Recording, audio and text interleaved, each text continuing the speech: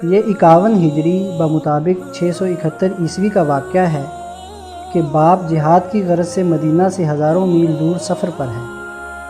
ان کی روانگی کے چند ماہ بعد ان کے ہاں ایک خوبصورت بچے کی ولادت ہوتی ہے۔ ماں نے بچے کا نام ربیہ رکھا ہے، جس کے معنی ہیں سدا بہار۔ بچے کے روشن چہرے پر سعادت و ذہانت نمایاں ہے۔ قدرے بڑا ہوا تو ماں نے تعلیم و تربیت کے لیے ماہر اساتذہ کے سپرد کیا۔ بیٹے کی تعلیم کی خاطر اساتذہ پر مال و دولت خرچ کرتی۔ بیٹا علم و ادب کے میدان میں جس قدر آگے بڑھتا، وہ اسی قدر انعام و اکرام میں بھی اضافہ کرتے۔ وہ بیٹے کے مسافر والد کی واپسی کا بھی انتظار کرتی اور خاوند کی لمبی جدائی سے ملول بھی ہوتی۔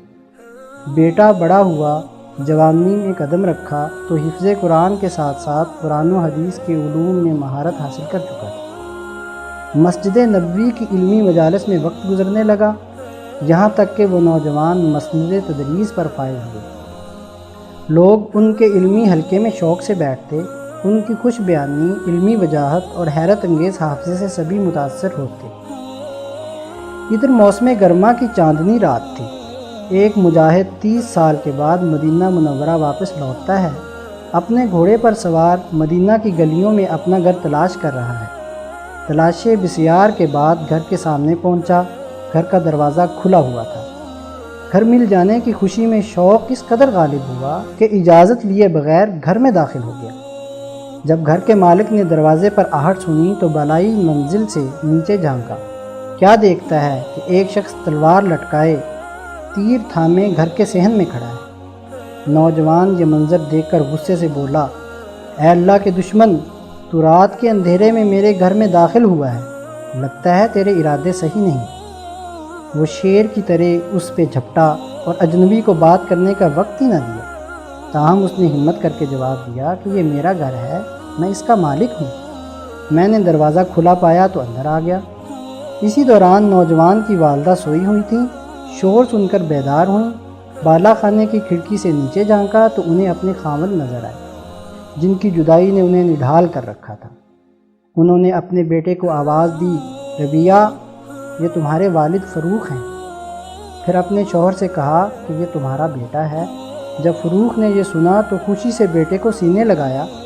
بیٹا بھی اپنے والد کے ہاتھوں اور سر کو چومنے لگا۔ ربیہ بالا خانے سے نیچے اتریں، خاوند کو سلام کیا، گزرے ہوئے ماہ و سال کے حالات سنائے۔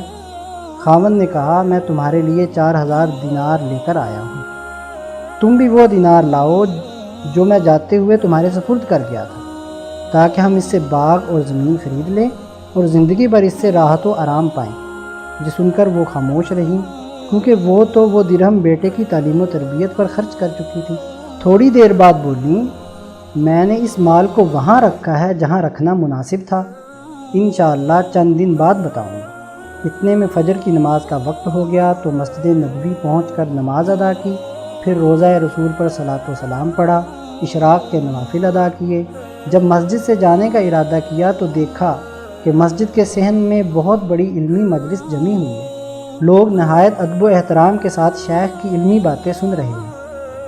ان کے دل میں شیخ کو دیکھنے کا شوق پیدا ہوا، لیکن دور بیٹھنے کی وجہ سے چہرہ صاف دکھائی نہیں دے رہا تھا۔ شیخ کی خوش بیانی، حیرت انگیز حافظہ اور علمی انداز گفتگو نے فروخ کے دل پر گویا جادو کر رکھا تھا۔ تھوڑی دیر بعد شیخ کی مجلس ختم ہوئی، لوگ آگے بڑھ کر مصافحہ کر رہے ہیں۔ فروخ نے اپنے پاس بیٹھے ہوئے شخص سے پوچھا، یہ شیخ کون ہیں؟ اس شخص نے تعجب سے کہا، آپ مدینہ منورہ میں نہیں رہتے؟ کیوں نہیں، میں مدینہ کا باسی ہوں۔ تو اس شخص نے کہا کہ مدینہ میں ایسا کون ہے جو اس شیخ کو نہیں جانتا؟ فروخ نے کہا، میں نہیں جانتا، کیونکہ میں 30 سال قبل جہاد اور تبلیغ کے لیے مدینہ سے چلا گیا تھا، کل ہی واپس لوٹا ہوں۔ تو اس شخص نے کہا، یہ تابعین کے سردار نو عمری کے باوجود مدینہ کے محدث، فقیہ اور امام ہیں۔ ان کا نام ربیہ ہے، لیکن مشائخ انہیں ربیہ رائی کہتے ہیں۔ فروخ نے کہا کہ یہ کس کے بیٹے ہیں؟ کہا کہ یہ اس مجاہد کا بیٹا ہے جس کا نام فروخ ہے اور ابو عبد الرحمن کنیت ہے۔ یہ سن کر فروخ کی آنکھوں سے خوشی کے آنسو ٹپکے۔ یہ جلدی سے گھر گئے، ان کی آنکھیں بھیگی ہوئی تھیں۔ بیوی نے پوچھا، ابو ربیہ خیر تو ہے؟ آپ کی آنکھیں آنسوؤں سے تر ہیں۔ کہا کہ آج میں نے اپنے بیٹے کی نرالی شان دیکھی، یہ منظر دیکھ کر خوشی سے میری آنکھوں سے آنسو ٹپک پڑے۔ میں کتنا خوش نصیب ہوں کہ مجھے اتنا بلند مقام بیٹا ملا۔ ام ربیہ نے اس موقع کو غنیمت جانتے ہوئے کہا کہ آپ جو 30,000 دینار دے گئے تھے وہ میں نے آپ کے بیٹے کی تعلیم و تربیت پر خرچ کر دیے، کیا آپ اس پر خوش ہیں؟ فروخ نے کہا مجھے پوری دنیا کے مال سے زیادہ اپنے بیٹے کا مقام و مرتبہ محبوب ہے۔ اللہ تمہیں جزائے خیر عطا فرمائے، تم نے مال کو صحیح جگہ پر خرچ کیا۔ اس واقعے سے درج ذیل سبق حاصل ہوتا ہے۔ 1. والدین کی ذمہ داری ہے کہ اولاد کی اچھی تعلیم و تربیت کریں۔ 2. اگر اللہ نے مالی وسعت عطا فرمائی ہے تو اولاد کی تعلیم و تربیت کے لیے مال خرچ کرنے میں دریغ نہ کریں۔ 3. اولاد کو بھی چاہیے کہ وہ حصول علم کے لیے خوب محنت کریں اور معاشرے کے لیے مفید و کارآمد بنیں۔